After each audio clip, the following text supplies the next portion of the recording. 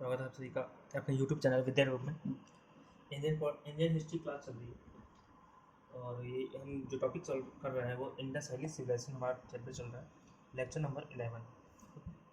इससे पहले हमने जो क्लास ली इंडस वैली सिविलाइजेशन की, उसमें हमने समाज के बारे में पढ़ा, सोसाइटी कैसी होती है। इसके अलावा हमने वहाँ पे स्क्रिप्ट पढ़ा, ठीक है, कई सारी चीज़ें हमने पढ़ी। आज हम कुछ इसी इकोनॉमी पर पढ़ेंगे कि इकोनॉमी कैसी थी, धर्म कैसा था और इसका पतन कैसे हुआ, ठीक है, डिक्लाइन कैसे हुआ। तो सबसे पहले बात करते हैं हम इसकी इकोनॉमी की, ठीक है, यानी अर्थव्यवस्था। हड़प्पा सिविलाइजेशन की जो अर्थव्यवस्था कैसी, ठीक है, तो जो हड़प्पा की जो आर्थिक स्थिति का अगर अनुमान समकालीन मेसोपोटामिया और फारसी जो सभ्यता थे उनके सोर्सेज के हिसाब से लगाया जाता है, ठीक है, जो में मेसोपोटामिया के जो भी सोर्सेज मिलते हैं और जो फारस में जो भी चीज़ें मिलती हैं वहाँ से कहीं ना कहीं हम इसकी अर्थव्यवस्था का देखते हैं कि हाँ, जो इंडस वैली सिविलाइजेशन है उसकी अर्थव्यवस्था कैसी रही होगी। ओके, तो जो इसकी अर्थव्यवस्था थी वहाँ पे दो चीज़ें मेन थी। सबसे पहले सबसे बेसिक जो सबसे मेन इंपॉर्टेंट चीज़ थी इसकी मर्केंटलिज्म,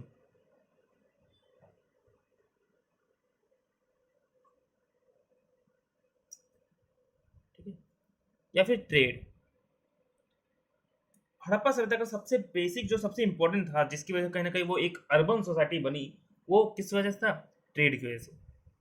जब आप अर्बनाइजेशन पढ़ते हैं तो आप उसमें पढ़ते हैं कि क्या है, जब आपका एग्रीकल्चर, ठीक है, एग्रीकल्चर सरप्लस में जाता है, मतलब एग्रीकल्चर जितनी आपको ज़रूरत है खाने पीने की उससे ज़्यादा आपका प्रोडक्शन हो रहा है एग्रीकल्चर प्रोडक्शन, तो जब सरप्लस में पहुंचता है तो उसकी वजह से क्या होता है, अब जब ज़्यादा अनाज पैदा हो रहा है, ज़्यादा चीज़ें हो रही हैं, तो आप क्या करोगे? आप ट्रेड करोगे, व्यापार करोगे, ठीक है, अलग अलग जगह से व्यापार करोगे। और जब व्यापार करना शुरू करते हो तो उससे क्या होता है, नए नए आइडियाज़ आते हैं आपके वहाँ, ठीक है, जब आप दूसरे से कनेक्ट होते हैं, दूसरी सभ्यताओं से कनेक्ट होते हैं तो नए नए आइडियाज़ आपके पास आते हैं, ठीक है। वहाँ पे जब ट्रेड होता है, जब ट्रेड होता है तो जाहिर सी बात है राइटिंग स्किल बढ़ती है। जब ट्रेड व्यापार कर रहे हैं तो उसमें हम बही खाते लिखने पड़ते हैं, हमें डाटा लिखना पड़ता है, ठीक है, शो करना पड़ता है किस जो अकाउंट्स होते हैं, तो वहाँ पे कहीं ना कहीं राइटिंग की जरूरत पड़ जाती है, ठीक है, वहाँ पे रूल्स एंड रेगुलेशन की जरूरत पड़ती है, ठीक है, और कई सारे सेंटर्स की जरूरत पड़ती है, एडमिनिस्ट्रेशन सेंटर। तो इस हिसाब से फिर क्या होता है, वो जो एरिया होता है जहाँ पर ट्रेड हो रहा है, जहाँ पर चीज़ें हो रही हैं, वो एक अर्बन सेंटर बन जाता है, वो अर्बन एरिया बदल जाता है, ठीक है। और पूरी की पूरी सिविलाइजेशन या सोसाइटी आपका आपका सोसाइटी जो है वो उसका अर्बनाइजेशन हो जाता है, शहरीकरण हो जाता है, ठीक है। तो जब कॉपर कॉपर एज के बाद जब वहाँ पे एग्रीकल्चर सर्कल में पहुंचा, लोगों ने ब्रॉन्ज टूल का यूज किया और एग्रीकल्चर आपका सरप्लस में गया, तो यहाँ पे क्या हो गया, ट्रेड होना शुरू हो गया। ट्रेड होने से क्या हुआ, इनकी जो सिटी है, इनकी जो सिविलाइजेशन है वो अर्बनाइजेशन हो गया, उसका वो अर्बन सेंटर्स बन गए, ठीक है, अर्बन एरिया बन गया। तो इनका पहली बात तो एग्रीकल्चर तो होगा ही, जाहिर सी बात है, ट्रेड भी कहीं ना कहीं एग्रीकल्चर पे ही बेस होगा। लेकिन जो इनकी इकोनॉमी थी वो बहुत ज़्यादा मर्केंटलिज्म या फिर ट्रेड पर डिपेंड थी, ठीक है, ट्रेड बहुत ज़्यादा होता था। और इस ट्रेड के जो एविडेंस है, इसके जो एविडेंस है, कैसे मैं कह सकता हूँ भाई, मैं क्यों कह रहा हूँ कि एविडेंस आपका ट्रेड बहुत ज़्यादा होता था, ट्रेड इतना हर जगह करते थे, कोई एविडेंस तो होगा, है ना। इतिहास जो है, हिस्ट्री में हम कोई भी चीज़ें पढ़ते हैं तो उसका एविडेंस हमें पढ़ना पड़ता है, ठीक है, सबूत क्या है। जैसे मैंने बोला अशोक, सम्राट अशोक एक महान शासक था, तो ऐसे तो कहने दूंगा, तो सबूत तो देना पड़ेगा ना कि एविडेंस क्या है। जैसे मैंने बोला अकबर एक महान शासक था, तो उसका सबूत दो, ठीक है। अंग्रेज इंडिया में, इंडिया का शोषण किया अंग्रेजों ने, ठीक है, जो ब्रिटिश इंडिया कंपनी आई थी उन्होंने क्या किया, अंग्रेजों का इंडियंस का शोषण किया, तो एविडेंस तो दो ना, इसका एविडेंस देना पड़ता है। तो जब मैंने ये बात बोली कि इंडस वैली सिविलाइजेशन में ट्रेड होता था, तो इसके एविडेंसेस क्या है, क्या क्या सबूत है, तो इसके एविडेंस हमें दो तीन जगह तरह से मिलते हैं। जैसे आपकी मेसोपोटामिया के जो सोर्सेज हैं वहाँ पर, ठीक है, जो वहाँ के टेबलेट्स लिखी गई, वहाँ पे जो भी चीज़ें मिलती हैं, या फिर आपका फारस या फिर ग्रीक सिविलाइजेशन में देख ले, ठीक है, सॉरी इजिप्ट, इजिप्ट में अगर देखें तो वहाँ पर भी हमें देखने को मिलता है इसका एविडेंस। जैसे मेसोपोटामिया के जो सोर्सेज हैं वहाँ पर हमें दो वर्ड मिलते हैं, ठीक है। मेसोपोटामिया के लोग सिंधु को, यानी सिंधु घाटी सभ्यता को मेलुहा कहते थे, मेलुहा। ठीक है, मेसोपोटामिक सोर्सेज में एक वर्ड यूज किया गया मेलुहा, और मेलुहा का मतलब होता था सिंधु घाटी सभ्यता का। ठीक है, मतलब इंडस वैली सिविलाइजेशन को मेसोपोटामिया वाले मेलुहा वर्ड यूज करते थे। ठीक है, इसी तरह अगर हम ग्रीक वर्ड देखें तो ग्रीक में एक वर्ड आता है सिंडोन। ठीक है, और ये सिंडोन वर्ड था किसके लिए? कॉटन के लिए। ठीक है, इजिप्ट वाले, सॉरी इजिप्ट, मैंने ग्रीस से बोल दिया था, वहाँ पे इजिप्ट, इजिप्ट में अगर देखा जाए या फिर ग्रीक वर्ड में, ठीक है, ग्रीक जो वर्ड है वहां पर, हाँ ग्रीक वर्ड में आपका जो कॉटन है, कॉटन को वो लोग कहते थे सिंधु, सिंडोन। ठीक है, सिंडोन क्यों कहते थे? क्योंकि जो कॉटन है वो सिंधु क्षेत्र से आता था। ठीक है, इंडस वैली सिविलाइजेशन से ही वहां पर एक्सपोर्ट करके जाता रहता है। ठीक है, तो मेलुहा मिलता है। इसके अलावा और क्या एविडेंस है? हमें कई सारी सील्स, हड़प्पा की कई सारी सील्स हमें मेसोपोटामिया और इजिप्ट में देखने को मिली है। ठीक है, सील्स हमें मिली है। जाहिर सी बात, सील अगर इंडस वैली सिविलाइजेशन की सील आपकी मेसोपोटामिया के में मिल रही है, ठीक है, तो इसका मतलब क्या है, वहां कैसे पहुंची? कहीं ना कहीं ट्रेड होके पहुंची होंगी। ठीक है, और भी एविडेंस ऐसे हमें देखने को मिलता है, दिलमुन और एक आपका मकान, ये दो शहरों के नाम आते हैं जो कहीं ना कहीं बीच में पड़ते थे। ठीक है, ट्रेड रूट में। आई बात समझे? तो ये ट्रेड करते थे, व्यापार करते थे। दूसरा पॉइंट इसमें सबसे इंपॉर्टेंट क्या है, ये लोग कॉइन्स का यूज नहीं करते थे। ठीक है, ये लोग सिक्कों का यूज नहीं करते थे। वहां पर सिक्कों, हड़प्पा सभ्यता में कोई भी सिक्के हमें देखने को नहीं मिले हैं। वो लोग जाहिर सी बात है, इसके अगर सिक्के नहीं चल रहे तो वो लोग क्या करते थे? बार्टर सिस्टम का यूज करते थे, यानी कि वस्तु विनिमय। ठीक है, वस्तु विनिमय सिस्टम यानी बार्टर सिस्टम का यूज करके इंडस वैली सिविलाइजेशन के लोग ट्रेड करते थे। ठीक है, अब देखो एक चीज और देखो, इसका एविडेंस ट्रेड की क्या है। हम देख जानते हैं कि इंडस वैली सिविलाइजेशन में लोग बीड्स बनाते थे, ज्वेलरी बनाते थे, कई सारी कॉपर की चीजें और ब्रॉन्ज की चीजें बनाते थे। ठीक है, अब इसमें जो मटेरियल यूज हो रहा है, चाहे अब कॉपर हो गया, चाहे आपका टीन हो गया, चाहे आपका जैस्पर या कार्नेलियन पत्थर हो गया, ठीक है, और भी कई सारे जो भी धातुएं या पत्थर हैं, वो आपको मेसोपोटामिया के एरिया में नहीं मिलेंगे, वहाँ के लोकल एरिया में नहीं थे। कहीं ना कहीं वो चीजें जो मटेरियल है, पत्थर, स्टोन, मेटल, ये सब वो लोग बाहर से मंगवाते थे। ठीक है, मतलब अपने यहाँ का अनाज ले जाके बेचते थे, मतलब अनाज के बदले बदले वो लोग क्या करते थे, यही जो आपके जो प्रीसियस स्टोन्स हो गए, या फिर कहते हैं आपके गोल्ड हो गया, ठीक है, कॉपर हो गया, ये सारी चीज़ें वहाँ से मंगाते थे। ठीक है, क्योंकि इंडस वैली सिविलाइजेशन जिस एरिया में फैली हुई थी, वहाँ पे ना आपका गोल्ड के खाने हैं, ना आपके सिल्वर के खाने हैं, ना वहाँ उस एरिया में कॉपर वॉपर बहुत ज़्यादा मिलता है। ठीक है, और ना ही बहुत ज़्यादा पत्थर वत्थर मिलते हैं कॉपर। ठीक है, तो ये सब कहीं ना कहीं जो आपके स्टोन से मटेरियल थे, वो लोग क्या थे, ये लोग बाहर से मंगवाते थे।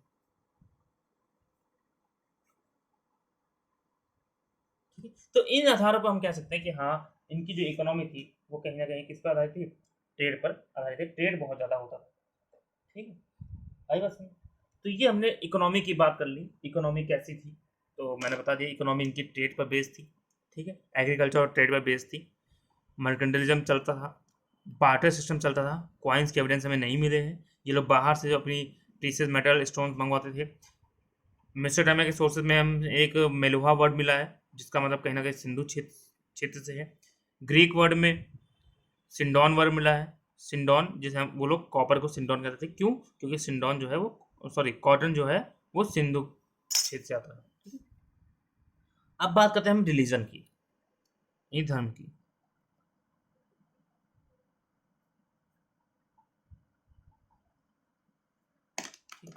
धर्म की अगर बात करें तो इंडस वैली सिविलाइजेशन एक धर्मनिरपेक्ष सभ्यता थी। ठीक है, यहाँ पर आपको कोई भी मंदिर के एविडेंस नहीं मिले हैं। ठीक है, अब आप, मैं जो बोल रहा हूँ वो आप अपने हिसाब से एक एक वर्ड में लिखते जाइए। ये एक सभ्यता जो थी वो कैसी थी? धर्मनिरपेक्ष थी। ठीक है, यानी कि यहाँ पे कोई रिलीजन नहीं था, कोई धर्म नहीं था, मतलब धर्म था लेकिन सेकुलर कह सकते हैं ना, धर्मनिरपेक्ष। ठीक है, सेकुलर थी, यहाँ पे कोई पर्टिकुलर धर्म कोई अहमियत नहीं थी, सारी सब कुछ अपना बराबर था। ठीक है, जैसे आज हम इंडिया को कहते हैं, हम इंडिया को कहते हैं पंथ निरपेक्ष। ठीक है, तो इंडस वैली सिविलाइजेशन एक धर्मनिरपेक्ष सभ्यता थी। यहाँ पर कोई भी टेम्पल के एविडेंस नहीं मिले। ठीक है, टेम्पल के एविडेंस हमें नहीं मिले। लेकिन हमें कुछ पब्लिक स्ट्रक्चर यानी कि जो वो आपके सामुदायिक, ठीक है, क्या कहते हैं, आर्किटेक्चर के एविडेंस मिले हैं, कुछ ढांचे, जैसे हमारा ग्रेट बाथ, महान स्नानागार, ठीक, ग्रेट बाथ को हिंदी में कहते हैं महान स्नानागार।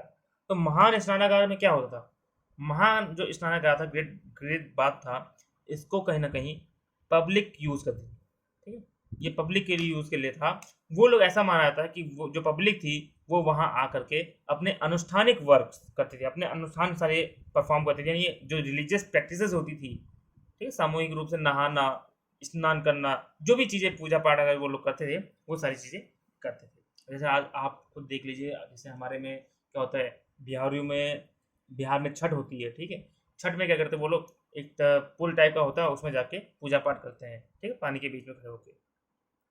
आप और भी देख लीजिए, गंगा जी में लोग नहा के अपना वहीं पे पूजा पाठ करते हैं, ठीक है। तो वैसे ही कुछ ना कुछ जो रिलीजियस प्रैक्टिसेस होती थी, यानी धार्मिक अनुष्ठान जो होते थे, वो लोग कहीं ना कहीं इस ग्रेट बाथ में करते थे पब्लिक का। ओके, तो कहीं ना कहीं वहाँ पे धार्मिक अनुष्ठान होते थे, बस वहाँ पे टेम्पल नहीं था, ठीक है, वहाँ सारे धर्म बराबर थे, ठीक है, धर्मनिरपेक्ष था, वो किसी पर्टिकुलर धर्म को प्रमोट नहीं करते थे। ओके, इसके अलावा कहीं ना हमें कई सारे स्कल्पचर्स मिलते हैं, कई सारी मूर्ति मिलती हैं, ठीक है, मिट्टी की मूर्ति मिलती है, और भी कई सारी चीजें मिलती हैं। तो उसके अलावा अगर देखें तो ये जो पूजा करते थे, सबसे इंपॉर्टेंट इनकी जो देवी थी वो थी मातृ देवी, ठीक है, यानी मदर गॉडेस। हड़प्पा सभ्यता में हमें एक मूर्ति मिली है, और वो एक मदर की है, एक मातृ देवी की मूर्ति है। क्यों कहा गया, क्योंकि कहीं ना कहीं उसके जो पेट से एक पौधा निकलता हुआ दिखाई दे रहा है, ठीक है, एक मूर्ति मिली जिसके पेट से, नाभि से एक पौधा निकल रहा है, जिसे कहीं ना कहीं क्या कहते हैं, मातृ देवी कहा गया, ठीक है। कहा लोगों ने, हिस्टोरियन ने बताया कि हाँ, ये जो लोग थे हड़प्पा सभ्यता के लोग, ये कहीं ना कहीं धरती की एक जो कहते हैं मातृ देवी, ठीक है, भूदेवी, उस तरह पूजा करते थे, ठीक है। और ये मदर गॉडेस का पूजा करते थे, क्योंकि हमें मातृ देवी के वहाँ पर फिगर मिला है, एक मूर्ति मिली, ठीक है। तो ये लोग मातृ देवी की पूजा करते थे। लेकिन हिस्टोरियंस अगर देखो देखो देखो एक चीज देखो, हिस्टोरियन जो होते हैं उनका अलग अलग व्यू है अपना, ठीक है। कुछ हिस्टोरियन मानते हैं कि जो मातृ देवी की मूर्ति मिली है, ये दिखाता है कि जो इंडस वैली सिविलाइजेशन थी वो मैट्रिलिनी थी, यानी मातृ सत्तात्मक थी। मातृ सत्तात्मक का क्या होता है, जो भी पिता का, जो भी आपका जो प्रॉपर्टी होती है वो कन्या को जाती है, गर्ल्स को जाती है, ठीक है, और पितृ सत्तात्मक में लड़के को जाती है। तो कई हिस्टोरियन मानते हैं कि इंडस वैली सिविलाइजेशन आपका कैसे थी, मैट्रिलिनी थी।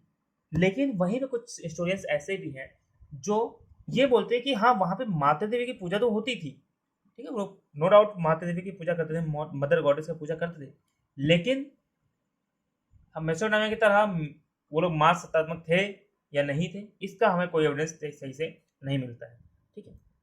केवल एक मूर्ति पाने से आप ये नहीं बता सकते कि वो क्या है, माँ सत्तात्मक था, ठीक है।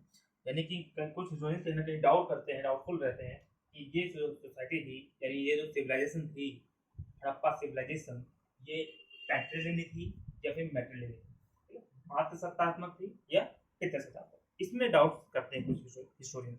तो कंफ्यूज मत होना, अपना अपना हिस्टोरियंस का अलग अलग व्यू है, ओके। इसके अलावा अगर देखें हम, तो यहाँ पर हमें माता देवी की पूजा होगी।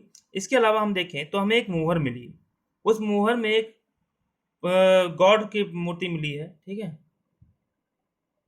ऐसे पद्मासन की अवस्था में मिला है। इन्हें कहा गया है पशुपति, ठीक है, पशुपति की मूर्ति मिली है, तो हमारे सिर पे फोटो मिली है, जिनके सर पर 3 सींग वाला मुकुट है, पद्मासन की भुजा में पद्मासन की अवस्था में बैठे हुए हैं, ठीक है, योग की मुद्रा में, और इन्हें पशुपति कहा जाता है, जिन्हें कहीं ना कहीं आज हम शिव के नाम से जानते हैं, ठीक है। इनके चारों तरफ कई सारे पशु और पक्षी बने हुए हैं, ठीक है, एक सीन वाला गेंडा यानी राइनो, या फिर हाथी, बाघ, ठीक है, बैल, ये सारी चीजें बनी हुई हैं, और मछली बनी है, चिड़िया बनी है, ठीक है। तो इन्हें कहीं ना कहीं बताया जाता है कि हाँ, वो लोग पशुपति की पूजा करते थे। ठीक है, अगर इसमें जिसे हम आद्य शिव या प्रोटो शिवा भी कहते हैं। और अगर देखें तो ये लोग लिंग और योनि की पूजा करते थे। ठीक है, लिंग और योनि की पूजा करते थे। जैसे आज आप देखें शिवलिंग की पूजा होती है, लिंग और योनि की, कामाख्या देवी मंदिर चलिए वहाँ पे योनि की पूजा होती है। ठीक है, तो वैसे ही पहले जो इंडस सिविलाइजेशन है वो भी कहीं ना कहीं लिंग और योनि की पूजा करते थे। इसको फर्टिलिटी का यानी कि उपज फर्टिलिटी की देवी मानी जाती है। ठीक है, अब हिंदी में देख लीजिएगा फर्टिलिटी को क्या कहते हैं। ठीक है, वो हिंदी आप देख लीजिएगा। तो फर्टिलिटी की पूजा करते हैं, मतलब लिंग और योनि की।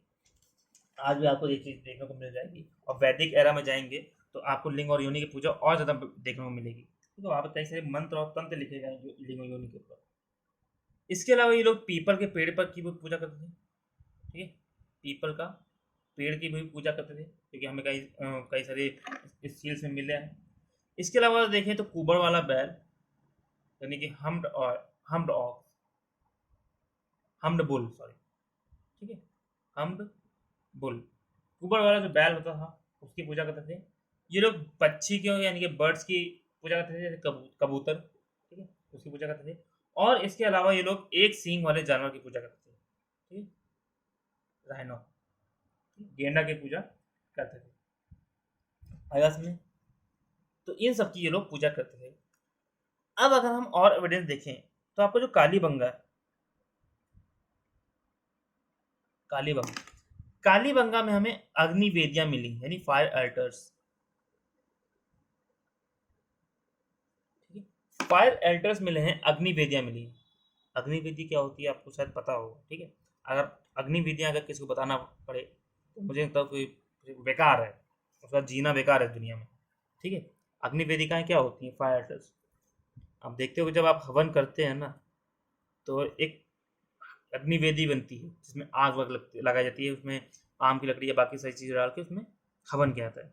तो ऐसे ही वेदिकाएं मिली हैं वहाँ पर। ठीक है, फायर अल्टर्स कहते हैं इनको कालीबंगा में, जो ये दिखाता है कि हाँ वो लोग करते थे। ठीक है, वो लोग कहीं ना कहीं इसका यूज़ करते थे हवन के उसमें। ठीक है, अच्छा, अग्नि वेदिका यानी फायर अल्टर्स और चूल्हा, इन दोनों में कुछ डिफरेंस होता है। ठीक है, वो डिफरेंस आप कमेंट करके बताइएगा कि डिफरेंस क्या होता है एक चूल्हा में और एक अग्नि वेदिका में, क्या डिफरेंस होता है। ठीक है, मेन हमें कैसे जाना कि ये अग्नि वेदिका ही है या नहीं है। ठीक है, इसको सर्च करिएगा और देखिएगा। तो इस तरह से हमने क्या देखा कि हाँ ये लोग पूजा पाठ करते थे कहीं ना कहीं। ठीक है, और सारे हमने धर्म के बारे में इनका देखा। ठीक है, तो माता देवी की पूजा करते थे, प्रजनन देवी जो मैं बता था ना, फर्टिलिटी गॉड, प्रजनन देवी की। ठीक है, इसके अलावा यहाँ पर जो ब्यूरल्स होता था यानी कब्र जो होते थे, ठीक है, उसका भी अपना अपना कल्चर था। कई लोग यहाँ पर उत्तर से दक्षिण दिशा में दफनाते थे। ठीक है, अपने जो मृतक होते थे उनको उत्तर से दक्षिण दिशा में दफनाया जाता था, और उनके साथ साथ कहीं ना खाना, मिट्टी के बर्तन, गहने, औजार, ये सारी चीजें भी रख देते थे। ठीक है, अब देखो एक चीज और, हड़प्पा सभ्यता के लोग अपने मृतक के साथ कई सारी चीजें रखते थे, गहना, आटा, ठीक है, खाना, मिट्टी के बर्तन, ये सारी चीजें। और मेसोपोटामिया के लोग भी ऐसे करते थे। मेसोपोटामिया के लोग भी अपने मृतक के साथ कुछ चीजें रखते थे। लेकिन दोनों में डिफरेंस क्या है? ठीक है, दोनों में क्या डिफरेंस है? तो डिफरेंस ये है कि मेसोपोटामिया के जो लोग थे वो डेड बॉडी के साथ प्रीसियस चीजें रखते थे, महंगी चीजें। ठीक है, लग्जरियस आइटम। लेकिन हड़प्पा सभ्यता के लोग मृतक के साथ यानी डेड बॉडी के साथ वो लोग बहुत ही नॉर्मल चीजें रखते थे, प्रीसियस चीजें, लग्जरियस चीजें नहीं रखते थे। ठीक है, खाना, मिट्टी के बर्तन, गहने, औजार, ये सब क्या है? नॉर्मल चीजें। ठीक है, और यहाँ पे ब्यूरल्स की बात करें अगर हम दफनाने की, तो 3 तरह की चीज होती थी। कई लोग पूरा पूरा दफना देते थे। ठीक है, कई लोग उसे आग में जलाते थे, दफना दिया, आग में जला दिया। या फिर कई लोग क्या करते थे, उसको पहले आग में जलाते थे और उसके बाद जो थोड़ा बहुत बचता था उसको दफना देते थे। ठीक है, यानी आंशिक दफन, आंशिक दफन। ठीक है, ये 3 तरह की चीजें ब्यूरल सिस्टम चलते थे। ठीक है, अब बात होते हैं हम इसके पतन की।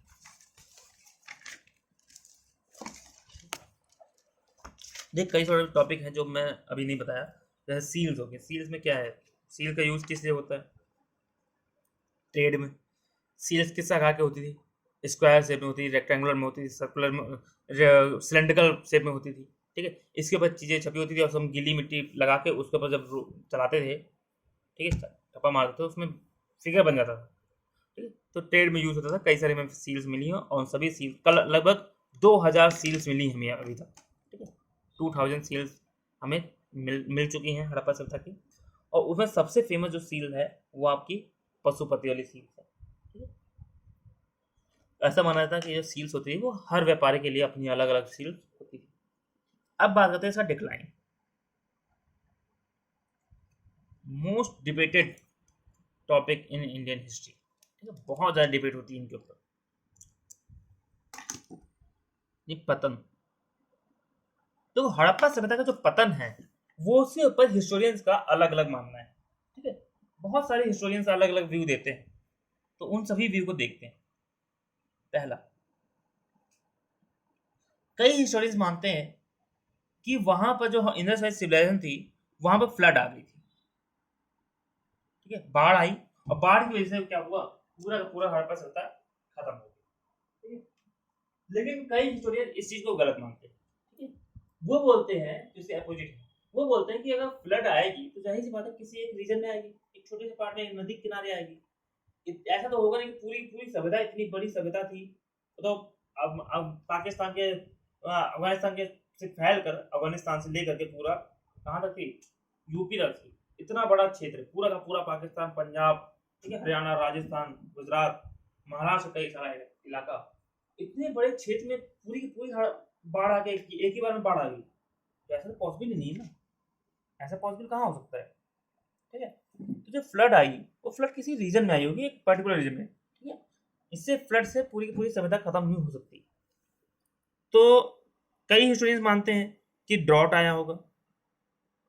ड्रॉट पर भी लोग बोलते हैं कि क्या है ये ड्रॉट जो है, वो जो आया वो क्या है भाई, जाहिर सी बात है, एक ही बार में तो सारा आ नहीं जाएगा, ठीक है, कहीं ना कहीं कुछ ही इलाके में आएगा, तो बाकी तो चलती रहनी चाहिए थी ना, बाकी जगह पर हमारे पास सभ्यता, लेकिन वो, तो इसके पास सब डाउट है। इसे दरअसल हम नेचुरल डिजास्टर कहते हैं, ठीक है। कई लोग नेचुरल डिजास्टर को, जो भी प्राकृतिक आपदाएं हैं, उनको इनका रीजन मानते हैं इसके डिक्लाइन का। तो जैसे फ्लड हो गया, डिजास्टर, ड्रॉट हो गया, ठीक है, और भी कई सारी चीज़ें।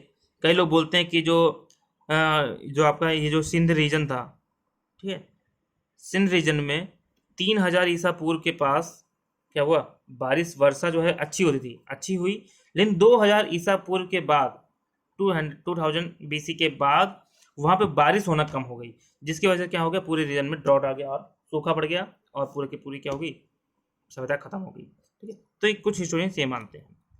उसके अलावा कुछ हिस्टोरियंस ऐसे भी हैं जो कहते हैं कि जो हड़प्पा सभ्यता थी उसके ऊपर आर्यों का इन्वेजन हुआ, ठीक है। आर्य लोग जो आए थे, आर्यों ने आके क्या किया, हड़प्पा सभ्यता पर आक्रमण किया, जिसकी वजह से क्या हुआ, हड़प्पा सभ्यता खत्म हो गई, ठीक है। इसका एविडेंस क्या है, एक वॉर का एविडेंस हमें मिलता है, हमें एक कंकालों के पूरा ढेर मिलता है, ठीक है, कंकाल का ढेर मिलता है, बहुत सारा कंकाल वहाँ पर ढेर में ऐसे एक के ऊपर एक लदे हुए। और ढेर कहाँ मिलेगा, जहाँ अगर कंकालों का ढेर मिल रहा है, डेड बॉडी का ढेर मिल रहा है, तो वहाँ पे कहीं ना कहीं ये दिखा रहा है कि यहाँ पे वॉर हुआ होगा, युद्ध हुआ होगा, हिंसा हुई होगी, लड़ाई हुई होगी, ठीक है। तो आर्यों का इन्वेजन को भी कहीं ना कहीं कुछ हिस्टोरियंस इसका डिक्लाइन का रीजन मानते हैं, लेकिन वही कुछ हिस्टोरियंस ऐसे हैं जो इसको गलत मानते हैं। उनका मानना है कि यार आर्यों ने जो इन्वेजन किया, तो ऐसा तो है नहीं एकदम से आकर उन्होंने पूरे पूरे एरिया में खत्म कर दिया, कुछ रीजन में किया होगा ना आक्रमण, ऐसा तो नहीं पूरे एक ही बार में लेके परमाणु बम छोड़ दिया, ऐसा तो नहीं हुआ होगा, ठीक है, एटम बम तो था नहीं, ठीक है।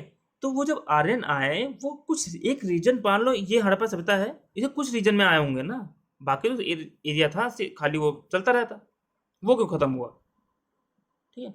तो कई लोग इसको भी गलत मानते हैं। अगर आप यूपीएससी के हिसाब से देखें, ठीक है, as a IAS officer, UPSC experienced, ठीक है, या फिर एक नॉलेजफुल इंसान की तरह, तो कहीं ना कहीं ये सारे रीजन वर्क करते हैं behind decline of Indus valley civilisation, ठीक है। ये सारे के सारे जितने भी रीजन है, नेचुरल डिजास्टर आना, आर्यों का इन्वेजन होना, कुछ लोग माइग्रेट हो गए, ठीक है, माइग्रेट हो गए। कुछ हिस्टोरियंस मानते हैं कि यहाँ पे ट्रेड जो होता था, भाई इंडस वैली सिविलाइजेशन क्यों चल रही थी, क्योंकि वहाँ ट्रेड हो रहा था। जब ट्रेड खत्म हो गया, ट्रेड खत्म होना बंद हो गया, तो वह पूरी सिविलाइजेशन अपने आप ही खत्म हो गई। ठीक है, और वहाँ के जो लोग थे वो दूसरी जगह पे माइग्रेट हो गए। कई लोग बोलते हैं आर्यन का इन्वेजन हुआ, उसकी वजह से माइग्रेट हो गए। ठीक है, पूरा इलाके में खाली हो गया, खत्म हो गया सकता। तो हम देखिए, अगर हमारे हिसाब से बात करें, ठीक है, तो कहीं ना कहीं जितने भी रीजन है ना, फ्लड आना, ड्रॉट पड़ना, सिंधु रीजन में बारिश का कम होना, माइग्रेशन होना, माइग्रेट होना, ठीक है, ट्रेड का कम हो जाना, ठीक है, आर्यों का इन्वेजन, इन सभी लोग चीजों ने मिल करके कहीं ना कहीं हड़प्पा सभ्यता के डिक्लाइन में अपना भूमिका निभाई है। ठीक है, वर्क किया। इन सभी के रीजन की वजह से हड़प्पा सभ्यता क्या होगा, खत्म हो गया। ठीक है, मान लीजिए जैसे मोहनजोदाड़ो में क्या हुआ था, आर्यों का इन्वेजन हुआ। ठीक है, फ्लड भी आने देख एविडेंस हमें मिलते हैं, वॉर भी हुआ वहां पर। तो एक रीजन ने, कई सारे रीजन ने एक साथ काम किया। ठीक है, और चरण बाय चरण, स्टेप बाय स्टेप वो क्या होगा, खत्म होता चला गया। ओके, और इस तरह से क्या हुआ, एक महान सभ्यता, यानी इंडियन हिस्ट्री की, प्राचीन भारत की, एंशिएंट इंडियन हिस्ट्री की एक महान सभ्यता जो इंडस वैली सिविलाइजेशन है, ये विश्व की सबसे ऊंची सभ्यता, विश्व की सबसे डेवलप और सबसे अच्छी सभ्यता, और इंडिया की सबसे महान सभ्यता, सबसे महान प्राचीन सभ्यता का अंत हो गया। ठीक है, और उसके जो भी राज थे, जो भी चीजें थी, वो वहीं पर खत्म। तो इस तरह से आपका जो इंडस वैली सिविलाइजेशन है वो खत्म हुआ। ठीक है, अब हम अगली क्लास में, कल की क्लास में इसमें कुछ मेजर साइट्स के बारे में पढ़ेंगे कि कौन कौन सी साइट्स इंपॉर्टेंट है जो एग्जाम में पूछ सकते हैं, और वहाँ से हमें क्या क्या मिला, ठीक है, क्या नहीं मिला, ये सारी चीज़ें हम देखेंगे। और एक चीज़ बता दूँ, अगर आपने टेलीग्राम चैनल नहीं ज्वाइन किया है तो आप उसको ज्वाइन कर दीजिए। ठीक है, वहाँ पर मैं आपको माइंड मैप का PDF दे रहा हूँ। ठीक है, माइंड मैप मैं बता रहा हूँ रिविजन के लिए, वो भी मिलेंगे, और आपको जो भी नोट्स होंगे वो वहाँ पर प्रोवाइड करा दिए जाएंगे। लिंक आपको डिस्क्रिप्शन में दे दूँगा। तो अगर वीडियो अच्छी लगी तो प्लीज़ लाइक करें, कमेंट करें, शेयर करें अपने दोस्तों के साथ, ताकि हमें मोटिवेशन मिले, सपोर्ट करें हमें। ठीक है, ऐसा कि हम ऐसे ही और ज़्यादा इन्फॉर्मेटिव वीडियो बनाते रहें। ठीक है, और रही बात राइटिंग की, तो मैं माफ़ी चाहूँगा, तो मुझे पता है कि हमारी जो राइटिंग है, मेरी जो राइटिंग है वो ज़्यादा अच्छी नहीं है। ठीक है, तो बट मैं बोल रहा हूँ, आप उसको समझ लीजिएगा। मैं ज़्यादा राइटिंग बहुत आराम से लिखूँगा तो वीडियो ही लंबी होगी, और क्लास भी फालतू में लंबी लंबी होगी। ठीक है, टॉपिक भी देर में खत्म होगा, इसलिए रफली लिखता हूँ ताकि आपको समझ में आ जाए जो मैं बोल रहा हूँ। ठीक है, बस कंसंट्रेट कराने के लिए मैं डी ड्रॉट का डी लिख रहा हूँ, क्योंकि आपका माइंड यहाँ पे डीपर रहे, जो मैंने ड्रॉट बोला है। ठीक है, कंसंट्रेट करवाने के लिए, नहीं तो मैं शायद बोल भी सकता हूँ, लेकिन अगर मैं राइटिंग बनाने में पढ़ूंगा तो शायद बहुत टाइम लग जाएगा, वीडियो बहुत ज़्यादा लंबी हो जाएगी। प्लीज़ आप कॉपी किताब लेके अपने बैठिए, उसको उसमें लिखते रहिए। ठीक है, जो भी मैं बोल रहा हूँ, और चैनल को सब्सक्राइब कर लीजिए, बेल आइकन को प्रेस करिए ताकि हमारी नोटिफिकेशन आप तक पहुँचती रहे। तो मिलते हैं हम अगले टॉपिक में, इसका अगला पार्ट, जो इसका लास्ट पार्ट होगा। ठीक है, major sites of Indus valley civilisation, और उसके बाद हम धीरे धीरे आगे वैदिक काल में पहुँचेंगे। तब तक के लिए गुड बाय।